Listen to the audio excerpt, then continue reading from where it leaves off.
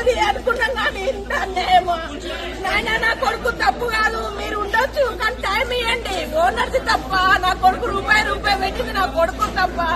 నీది న్యాయమా చెప్పు? అవును, రెండుకున్న వాళ్ళకు టైం ఇయ్యా, సొంతం కట్టుకున్న వాళ్ళకు టైం ఇయ్యకు. రెండుకున్నాం కదా మేము, మాకేం తెలుసు?